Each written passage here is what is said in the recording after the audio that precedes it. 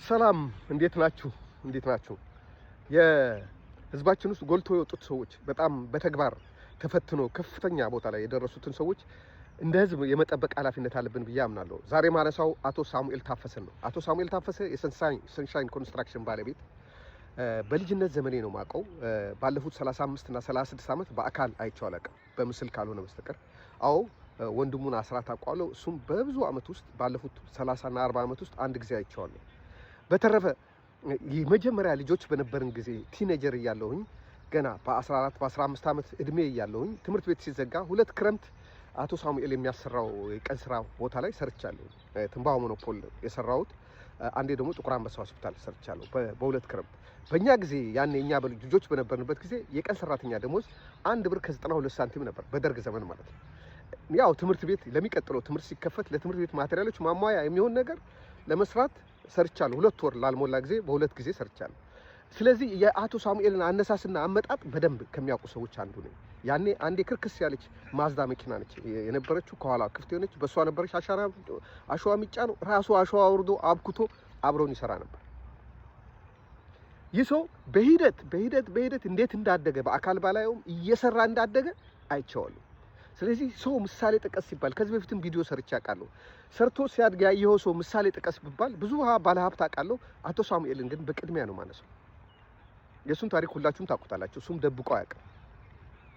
ግን አሁን ሰሞኑን እየተነሳ የእሱን ስም ለማጥፋት የሚደረገውን ርብርብ ሳይ በቃ እኛ ሀገር ውስጥ የተሳካላቸውን ሰዎች የማጥፋት እርምጃ በመንግስት የሚመራ ነው ብዬ እንዳምን አደረገ።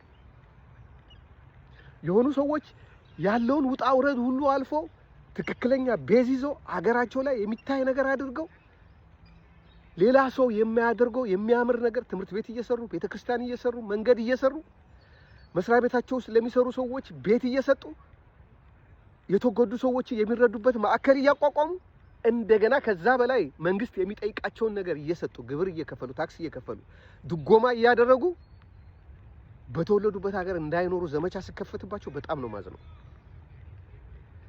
አሁን ቲክቶከርም በለው ዩቲዩበርም በለው በብዛት ከብልጽግና የፕሮፓጋንዳ ክፍል የሚመሩ በእነሱ በጎ ፈቃድ የሚንቀሳቀሱ ዛሬ ይሄን በል ነገ ይሄን በል የሚባሉ ግን መልካም ስም ትልቅ ስም የገነቡ በካድሬ በምናምን ፎሎወራቸው ብዙ በማድረግ ፐብሊክ ፊገር እንዲሆኑ የተደረጉ ሰዎች ትልልቅ ሰዎቻችንን ለማጥፋት ለዘመቻ ሲጠቀሙባቸው እያየው ሰሞኑን በሶሻል ሚዲያ በተለያየ ቦታ ላይ አቶ ሳሙኤልን ስም የሚያጠፋ ነገር ሲተላለፍ ነው ማለት። ፐርሰናል ነገር የግል ጉዳይ ቢሆን እንኳን አይደለም እንጂ ቢሆን እንኳን ይሄን መረጃ የሚሰጠው የደህንነት ክፍል የሚባለው ነው። የደህንነት ክፍል የሚባለው ከበፊት ጀምሮ ኢትዮጵያ ውስጥ ያለው የደህንነት ክፍል መረጃ ለማግኘት ባልና ሚስት በማጣላት ሚስት እንዲህ ታረጋለች ባልሽ እንዲህ ያረጋል የሚል ወሬ በማቀበል ፎቶ አንስቶ በመስጠት በምናምን የዛ ቤት ውስጥ ጉድና ሚስጥር ለማወቅ ጥረት የሚያደርግ እንጂ ሳይንቲፊክ በሆነ መንገድ ተከታትሎ መረጃን አነፍንፎ ማስረጃን አይቶ የሚከታተል አይደለም። አሉባልታን መሰረት ያደረገ ነው ስራው። ስለዚህ የሆኑ ባለሀብቶች፣ ታዋቂ ሰዎች፣ ዝና ያላቸው ሰዎች፣ በህብረተሰቡ ተቀባይነት ያላቸው ጥሩ ኢንቨስትመንት የሚያንቀሳቅሱ ሰዎችን ስም በማጥፋት ያን ነገር ዲስትሮይ የማድረግ ዘመቻ እየተካሄደ ነው። እዚህ ዘመቻ ከተከፈተባቸው ሰዎች አንዱ ባለፈው ዶክተር ቢኒያም የመቄዶንያ ነግራችኋለሁ። ዛሬ ደግሞ የምነግራችሁ አቶ ሳሙኤል ታፈሰ ነው።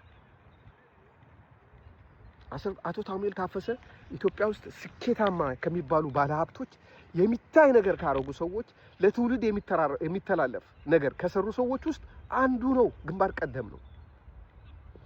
እነዚህ አሁን እሱን ለማጥፋት የሚፈልጉትም ሰዎች ራሳቸው የእሱን ስምና ክብር ለመግናድ የሚፈልጉት ሰዎች ምንም ከነሱ ጋር የሚያጋጨው ነገር ኖሮ ሳይሆን ለምን እኛ ያልሰቀልነው ሰው ወጣ ወይም እኛ ሳንኖር የነበረ ሰው ሁሉ መጥፋት አለበት የሚል መሪ የሚከተሉ የደንቆሮ ፖለቲካ አራማጆች ናቸው።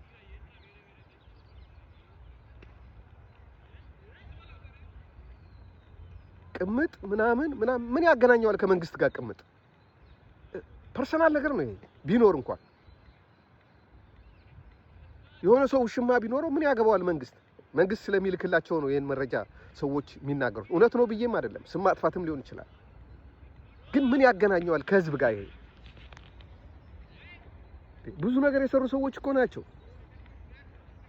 ከሼኩ ቀጥሎ እኮ ስሙን ልናነሳው የምንችለው ሰው ነው አቶ ሳሙኤል የሚታይ ነገር በማድረግ ስለ ሼክ መሐመድ ብዙ ጊዜ ተናግሬያለሁ። ሰዎች ምን ነው ለቀውብሃል ወይ ምናምን ይሉኛል። አይደለም፣ ለሀገሬ ጥሩ ያደረገ ሰው ማንሳት እፈልጋለሁ፣ ማንቆለጳጰስ እፈልጋለሁ። መጥፎ የሚያደርጉትንም ማጋለጥ ደስ ይለኛል። ግብረ ገብ ነው ይሄ። የኔ ስነ ልቦና እንደዚህ ነው የተገነባው። የሚከበሩ ሰዎች ማክበር አለብን፣ የሚወቀሱ ሰዎች ማውቀስ አለብን። እና አቶ ሳሙኤል ላይ እየተከፈተ ያለው ዘመቻ ተገቢ አይደለም፣ አገር የሚያጠፋ ነው። አንዳንድ ሰዎቻችንን እንደ ዛፍ በብዙ ውጣ ውረድ ውስጥ ሆነው የወጡ የጎመሩ ሰዎችን ለመዘርጠጥ የሚደረገው ትግል አገር ያጠፋል። ሌላ እንደ ዋርካ የምናያቸው ሰዎች እንድናጣ ያደርገናል። የግድ ፖለቲካውን መለማመጥ የለባቸውም። በሀገራቸው ለመኖር ታክስ መክፈል አለባቸው፣ ግብር መክፈል አለባቸው። በቃ ነጋዴ ከሆኑ ይሄ ነው ግዴታቸው። ለሆነ ካድሬ ብር ካልሰጡ ስማቸው ሊጠፋ